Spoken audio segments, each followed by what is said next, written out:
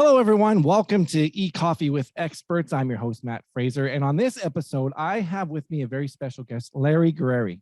Larry is the founder and CEO of Sosemo, an award-winning strategic media planning, buying, and campaign management agency that specializes in marketing brands across the digital landscape. As a sought-after pundit in media, search marketing, and social media, he had recognized an industry-wide gap between traditional marketing and its latest innovations. In 2012, he founded Sosemo to offer brands superior services and expertise in areas where their traditional agencies of record usually have little depth. In his spare time, Larry enjoys jogging, finding inspiration at art galleries, globetrotting, and cheering on the New York Yankees. He also works occasionally as a film actor in small roles, as he has appeared in the Steven Spielberg directed film The Post and the Martin Scorsese directed films The Irishman and The Joker. Larry, pleasure to have you here with us. Glad to be here. Yeah, so that's pretty exciting. How did you get involved in movies? That's amazing. It's actually become a big part of our culture here at Sosemo. A few years ago, they were actually filming right in front of our office, The Post, which had Tom Hanks and Meryl Streep. It was a Spielberg production. And, we were interested in what was going on outside our office, and we called the number, on the lot. And basically we found out what they were filming, and I volunteered to be an extra. And basically I let the folks know that we would basically shut down our office and, love to be on that production. And they took a few of us.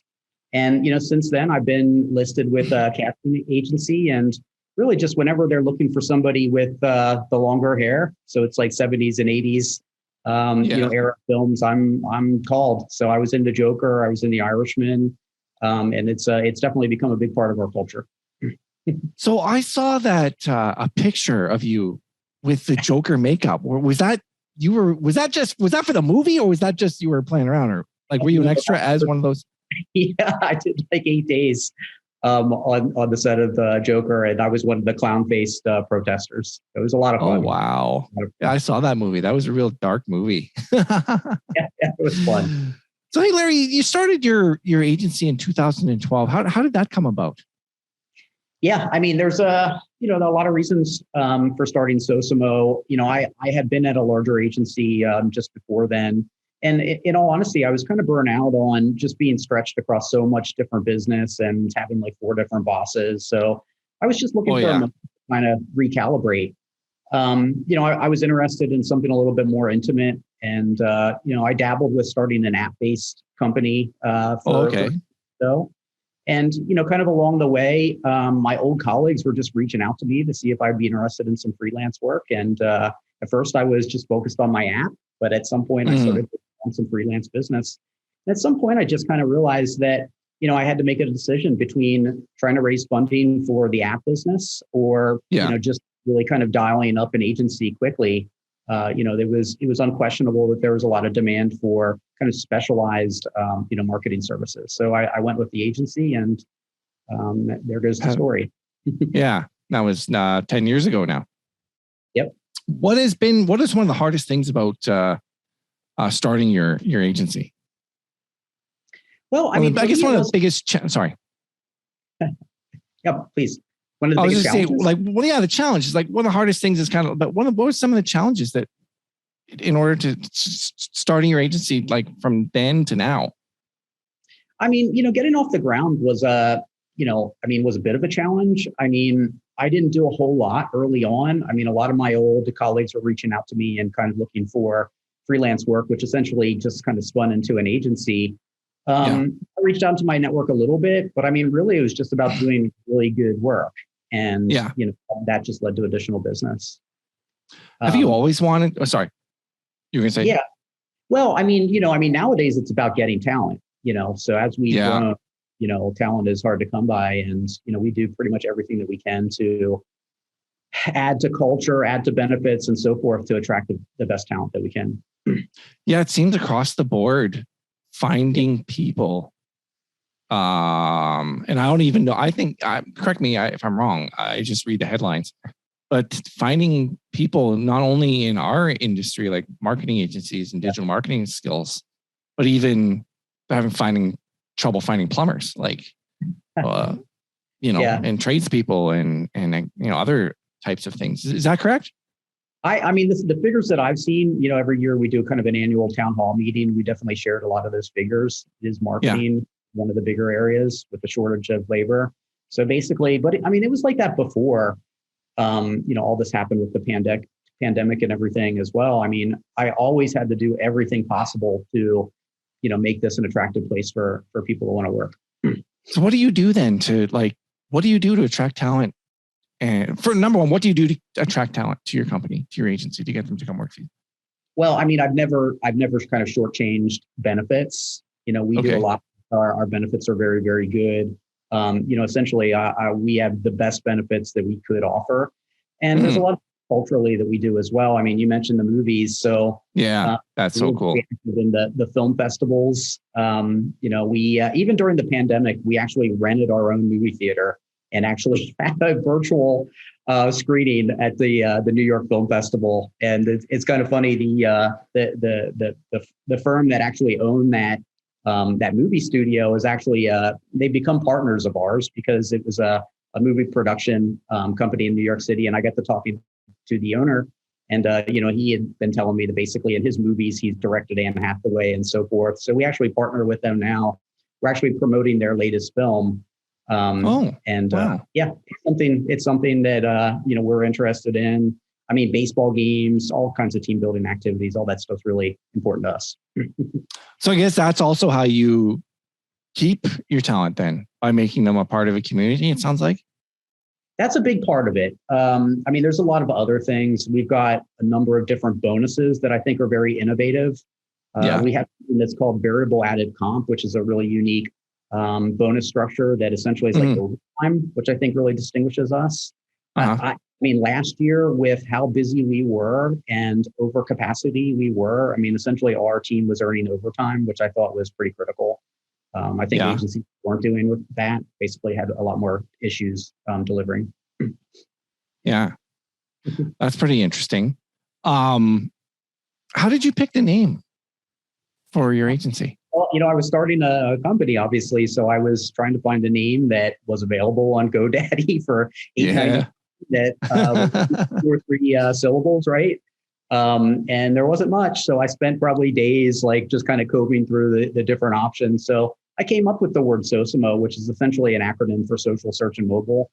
And if you look at the bracket around our logo, that's intended to communicate that we have an integrated approach across those channels.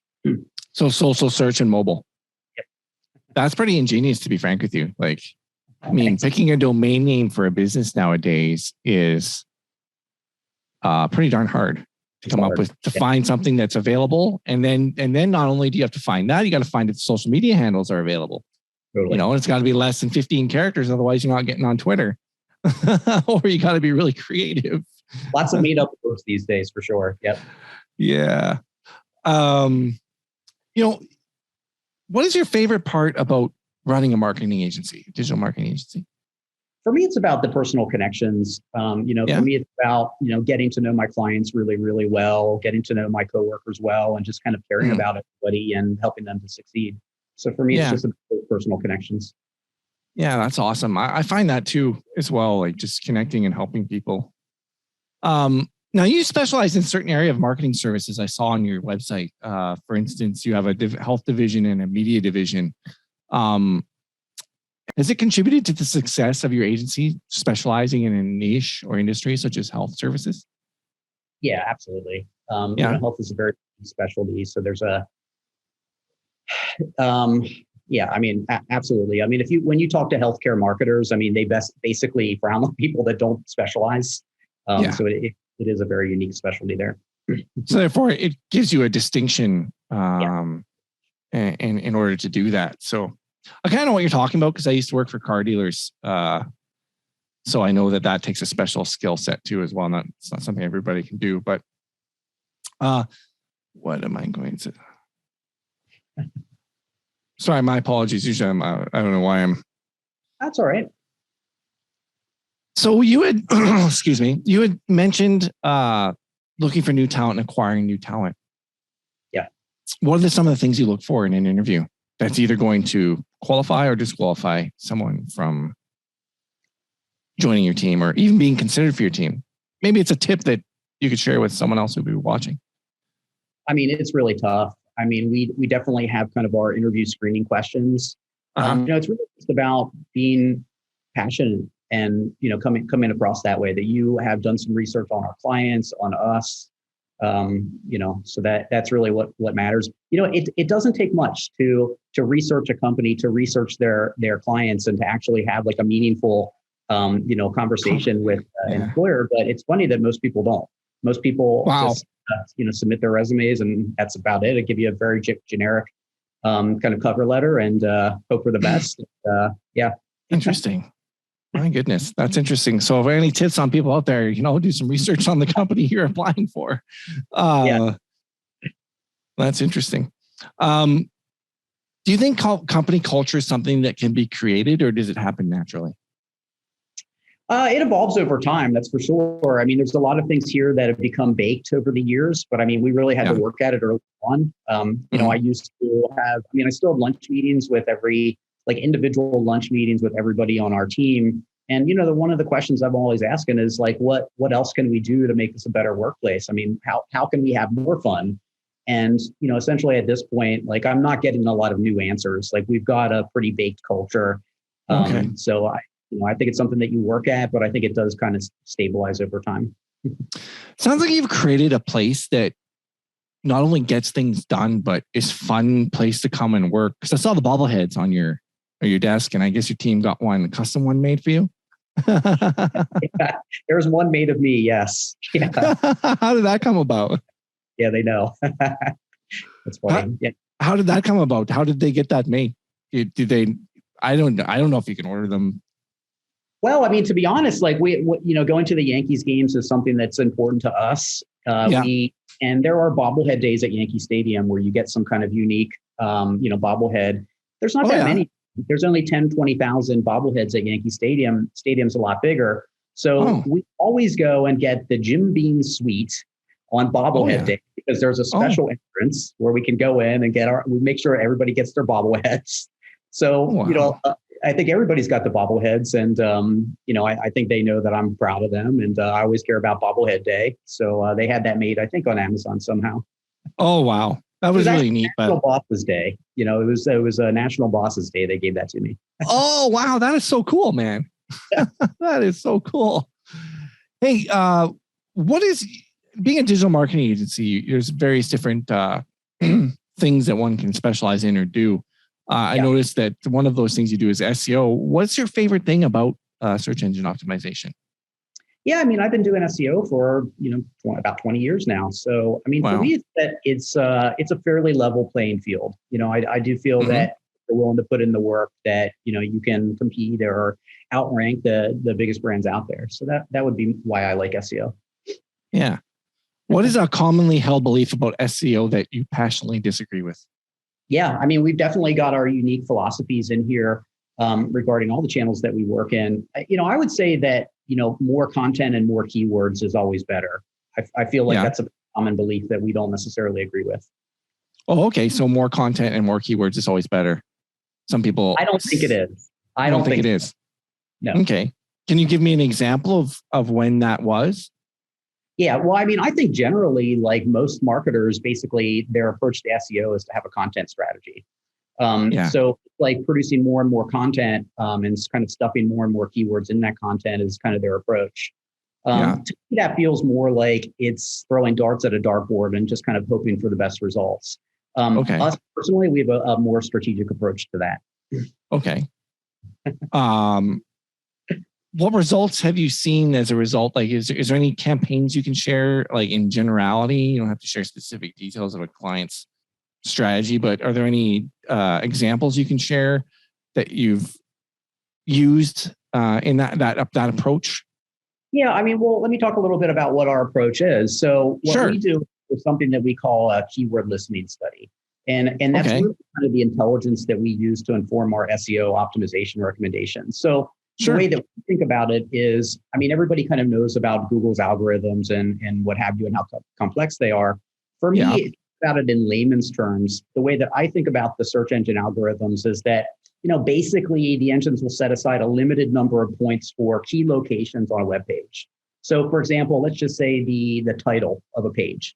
Google will say, okay, there are 10 points for any and all keywords in the title. If you decide to put 10 keywords in the title, essentially each keyword would get 1 point. Alternatively, you include one keyword in the title, and that one keyword would get all 10 points. So to me, the key aspect of SEO is that you can either go after a short list of very competitive keywords or a longer list of less competitive keywords. So for us, the way that we do that is we do this keyword listening study where we essentially map keywords along the consumer journey. And then what we'll do is we'll look for search volume and marry that up against competition. And our goal then is to try and find keywords that are highly searched, but have less competition. And therefore, it's like good shelf space that we can own by developing and optimizing content. So for me, it's about quality over quantity. Okay. And for us, what we try and do is just make sure that whatever content we're producing actually has really good odds of ranking in the search results. And that's how we do it. And I mean, I've seen tremendous results from this. I've been using the strategy for many years. I mean, we see anything from like 30, 40, 50% increase in visibility when we implement the strategy. Wow. How did you learn that strategy?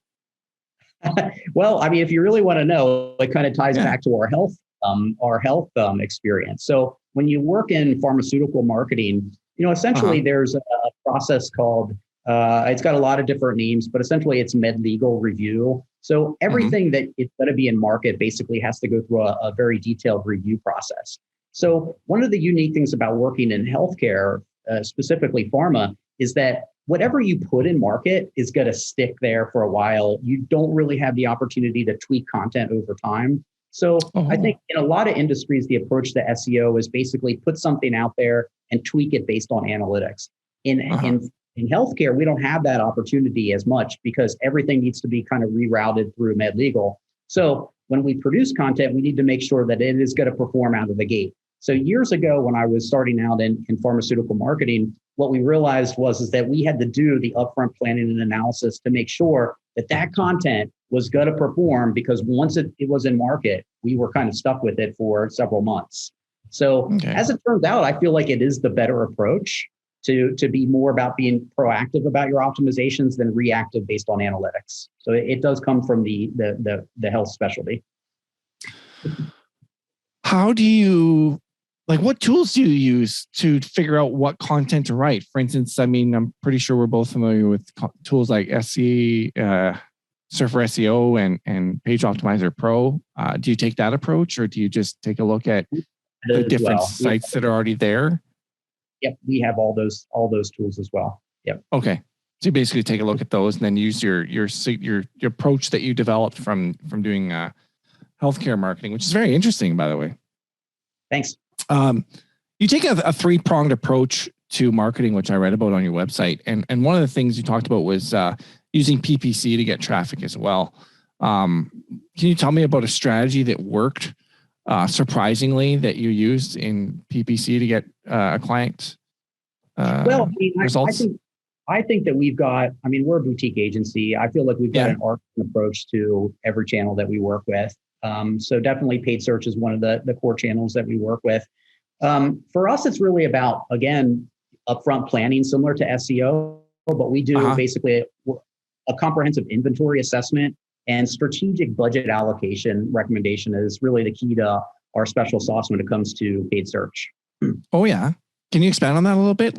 How do you figure out, if the budget is, let's say there's a $5,000 budget, how do you decide which percentage goes where then in allocation? No, I'd love to talk through that. For me, I think the biggest mistake that I see in paid search, and there's certainly mistakes that I see in other channels, but from a paid search perspective, what we see is that, the mistake is to create a giant campaign, essentially, and just let the engine decide how to spend your budget.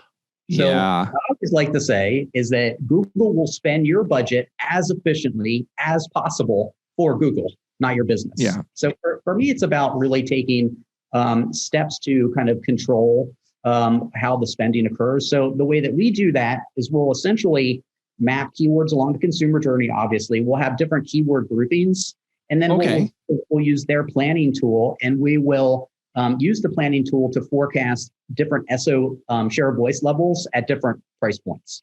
So for us, and that would include taking some of the high volume expensive terms and basically putting them in a different keyword bucket, as well as different groupings of all the more granular terms that probably perform better.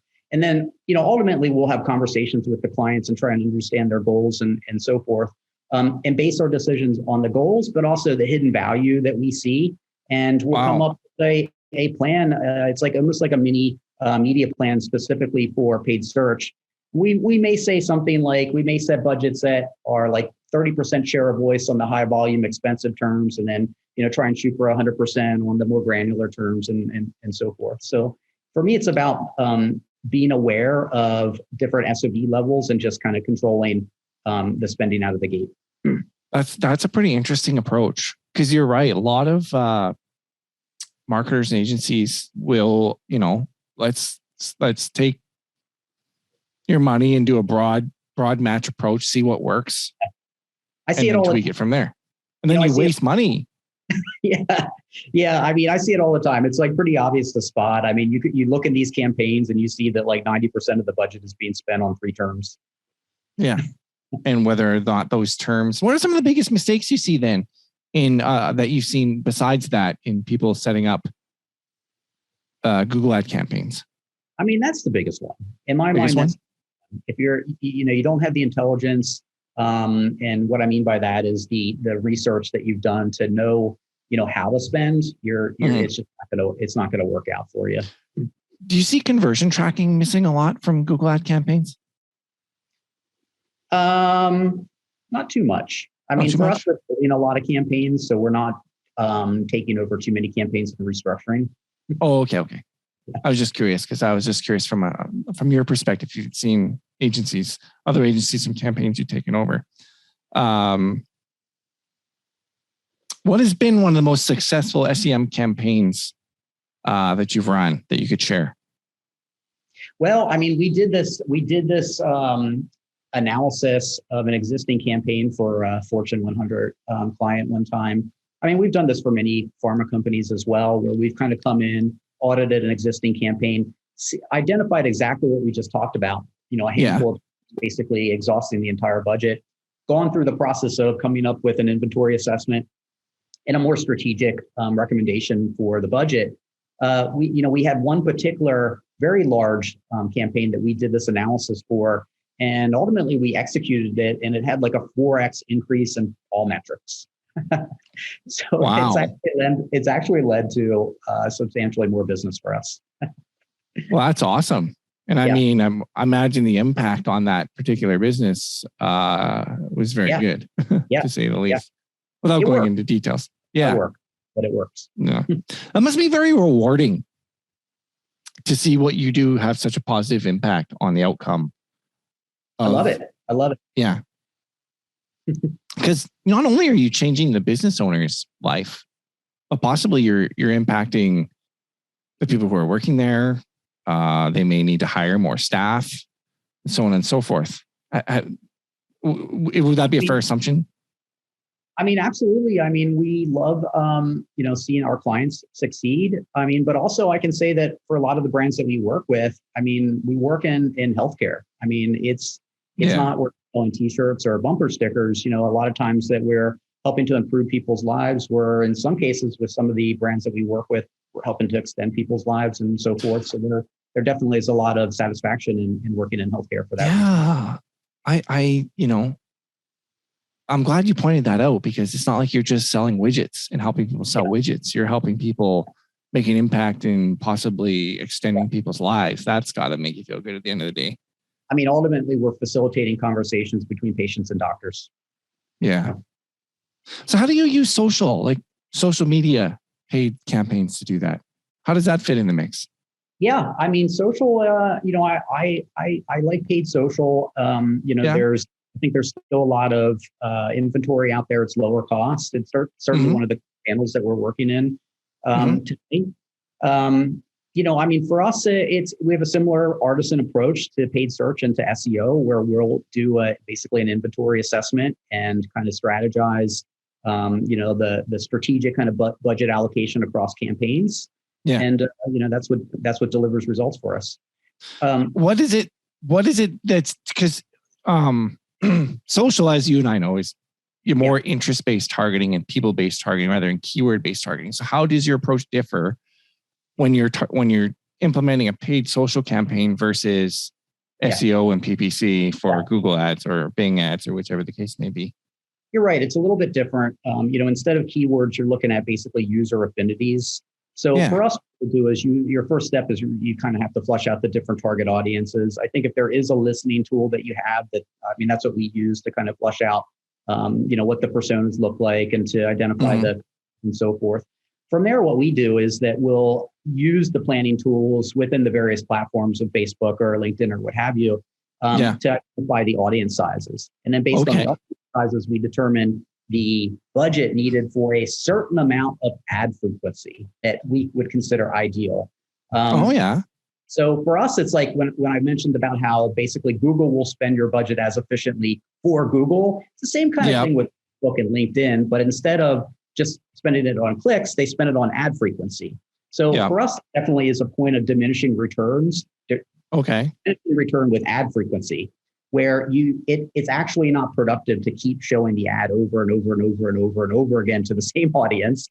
Actually, it actually can be counterproductive. So for us, it's about setting the budget that's high enough that you're getting enough ad frequency to break through, but not so much that it's counterproductive and you're adding to ad fatigue. So for us, it's about that strategy and then making sure that you kind of rebalance your budget over time. That's interesting.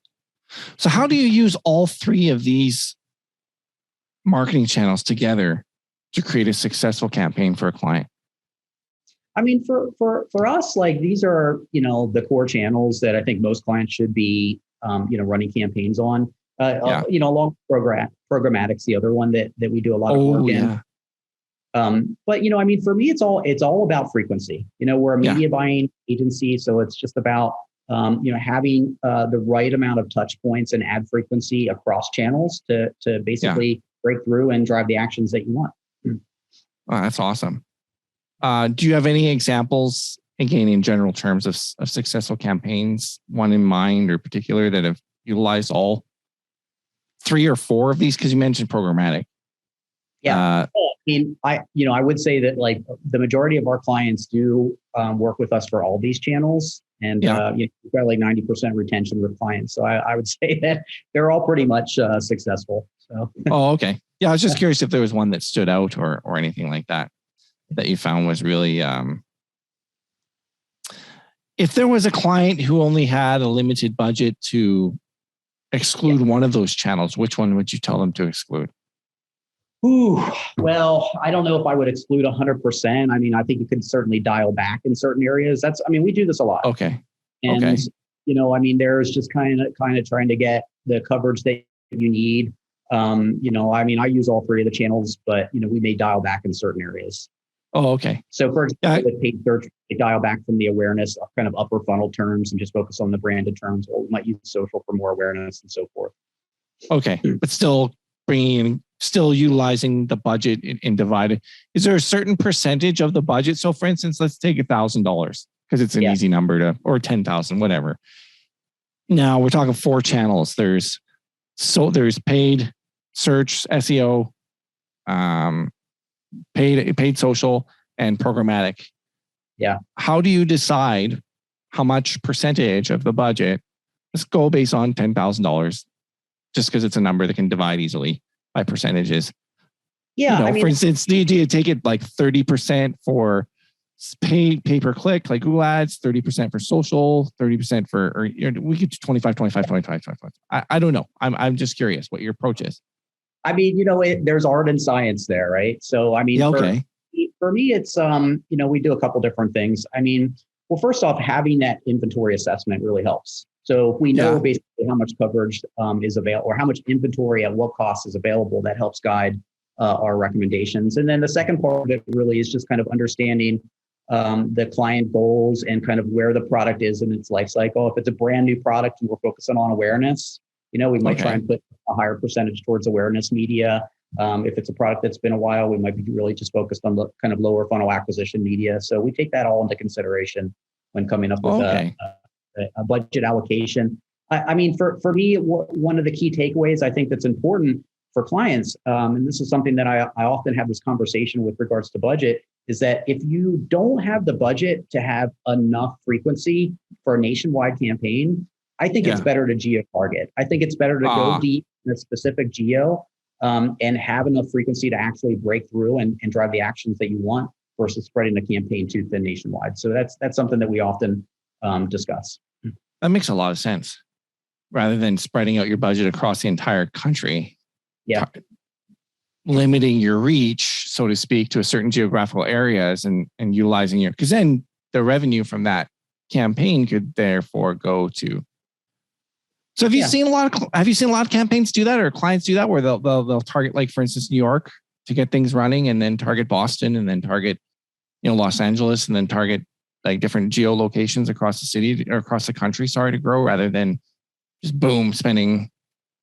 Yeah, I mean, I wouldn't say it's the majority of our clients, but certainly new product launches and so forth, it makes sense. You've seen that. Yeah, sure. All right, on. Hey, is there anything that I haven't asked you that you wish I had asked? I think you did a great job. Okay, fantastic. Where can people find out more about you?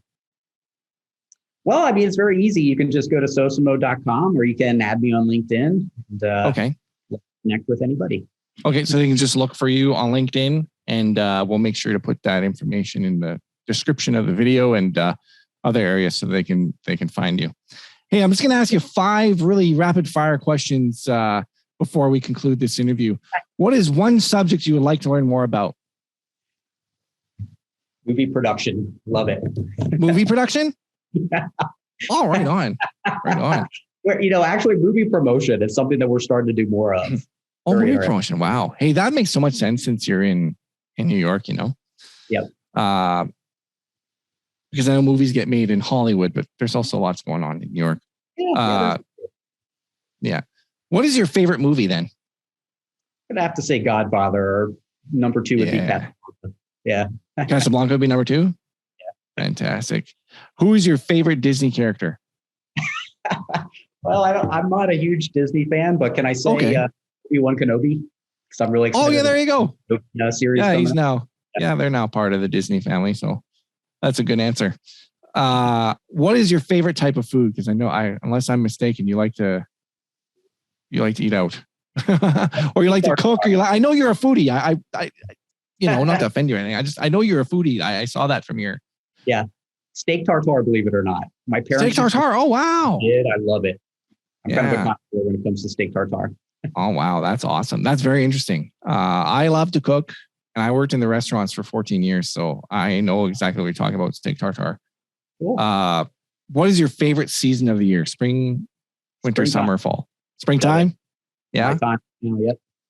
Right on, right on. Hey, I want to thank you so much for being on the show. It's just a pleasure to have you here. And, just thanks for taking time out of your day. This is great. Fantastic. You have a great day. Take care. Bye. Yeah.